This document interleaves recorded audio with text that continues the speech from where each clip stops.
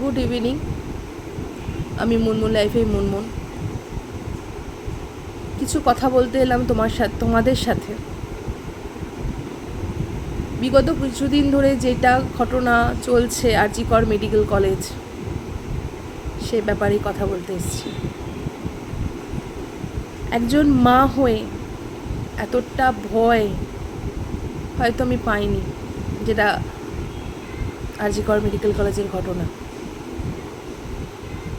একজন মা তার সন্তানকে কত কষ্ট করে বড় করে তাকে একটা জায়গায় পড়াশোনা করিয়ে তাকে নিজের পায়ে দাঁড় করানো কম কথা নয়। তাকে ডাক্তার তৈরি করার পর যখন তার মা বাবার একটা আশা যে আমার সন্তান ডাক্তার,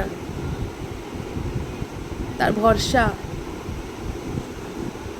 তখন দেখতে হয় তার মাকে যে তার সন্তানটা চোখের সামনে চলে গেল। কারণ আমাদের সমাজে কিছু নরপিশাচ আছে তাদের জন্য।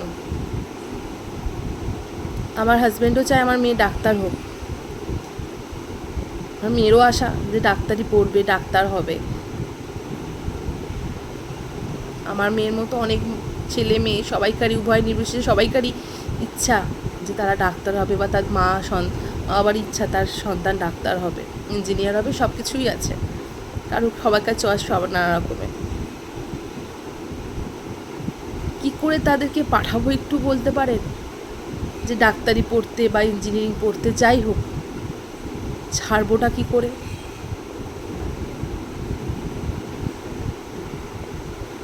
আমার মেয়ে খুব ছোট, 11 বছর বয়স তার। সে বেরোচ্ছে, সব জায়গায় যাচ্ছি তাকে নিয়ে। কিন্তু কি বলুন তো, এটা হওয়ার পর থেকে না এখন মনে হয় যে তাকে আমি বাড়িতেই আগলে রাখি, বাইরে বার করব না। মাঝে মাঝে কি মনে হচ্ছে বলুন তো, সত্যি কথা বলবো, মনে হচ্ছে সন্তানটাকে নিজে গর্ভে আবার ধারণ করে নিই। বাইরের সমাজ ভালো না। যদি ভগবান যদি এটা করতো না, সত্যি করে বলছি, এই নরপিশাচগুলো হাত থেকে তাহলে বাঁচত। কত মেয়েরা আছে রাত্রি 10টা 11টার সময় বাড়ি ফেরে অফিস করে,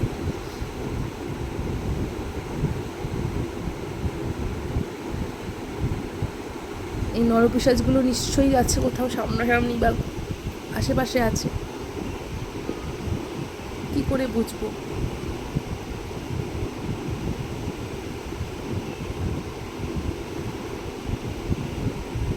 মা হয়ে এতটা নিজেকে মনে করছি না, দুর্বল মনে করছি, বলার মতো না। এরকম হই আমি নই, কিন্তু এই সমাজে যা অবস্থা দেখছি, তাকে যে কীভাবে নৃশংসভাবে মারা হয়েছে, একটা কথাই বলবো, যারা এই কাজটা করেছে, তোরা কি মানুষ নোস? তোরা মানুষ নোস? তোদের থেকে হাজারো ভালো রাস্তায় যারা থাকে, অবলা প্রাণীগুলো, তারা অনেক ভালো তোদের থেকে। তোদের যদি বলি না পশু, তোরা পশু না, পশুদের অপমান করা, তোদের যদি পশু বলি। তোদের মতো অনেক মুখোশধারী মানুষ তারাও, তাদেরকেও একই কথা বলবো। মেয়েরা খেলনা নয় যে ইচ্ছা করে মতো খেলবি, খেলে ছুঁড়ে ফেলে দিবি। আমরা যদি চাই এমন কিছু করবো না, ওরা উঠে দাঁড়াতে পারবি না।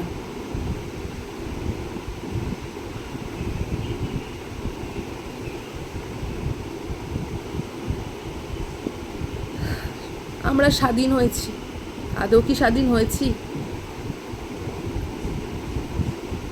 কিছু কিছু মানুষের যখন রাস্তা দিয়ে যাই,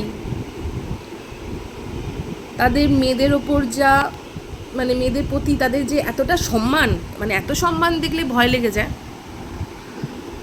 এত নিচু করে কথা বলে তাদের মেয়েদের, একটা এমনভাবে বলে বা দেখিসনি জীবনে তারা কোনো মেয়ে, বাড়িতে মা বোন আছে, তাদেরকেও তো দেখিস, কিন্তু এই প্রতিবাদটা করতে পারি না।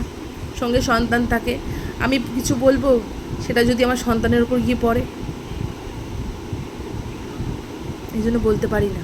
বিশ্বাস করুন, খুব ইচ্ছা করে যখন এরকম মন্তব্য শুনি, কানে আসে, জুতোটা খুলে মুখে মারি, কিন্তু কি করব বলুন, পারি না। আমার মতো অনেকেই পারে না। একটা কথা আছে, এখন চলছে, এক ভগবান দুটো কান দিয়েছে, এক কান দিয়ে শোনো, এক কান দিয়ে বার করে দাও, ইগনোর করে দাও।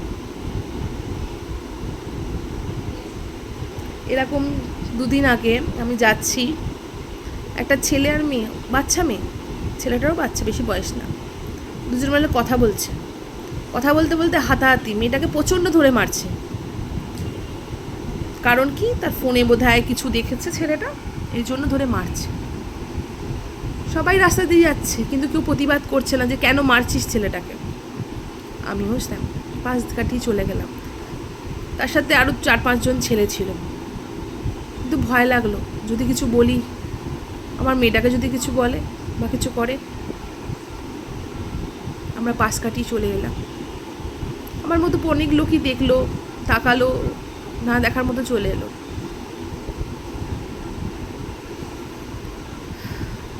এরকম তো অনেক কিছু দেখছি, আমরা পাশ কাটিয়ে চলে যাই। কবে আমরা এইগুলোকে প্রতিবাদ করতে পারবো বলুন তো? কালকে আমরা সবাই বেরিয়েছি, প্রতিবাদ করেছি, এরপরও একটা কোশ্চেন করব, কিছু অন্যভাবে নেবেন না। কালকে যেমন সবাই মিলে রাত্রি 11টার সময় বেরিয়েছি, 11টা 11:30টায় বেরিয়েছি, আমরা কি রোজ বেরোতে পারবো 12টার পর? পারবো তো?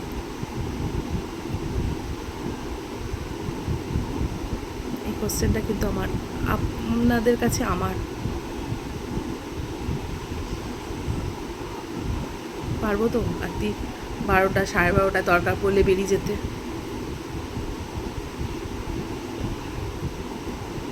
এখন সবাইকারই কারুর বাড়িতে ছেলে আছে, কারুর মেয়ে, কারুর এখন বেশিরভাগই একজন করে সন্তান, বা হার্ডলি 2টো করে।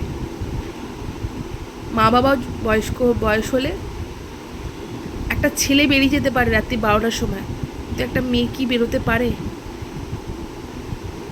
পারে না। তার বাড়ির লোক বেরোতে দেবে না, সে নিজেও বেরিয়ে সেফটি নয় এই সমাজে, এই পশুগুলোর কাছে। বললাম না, পশু না, পশু বললে পশুদের অপমান করা হবে, এই নরপিশাচগুলো।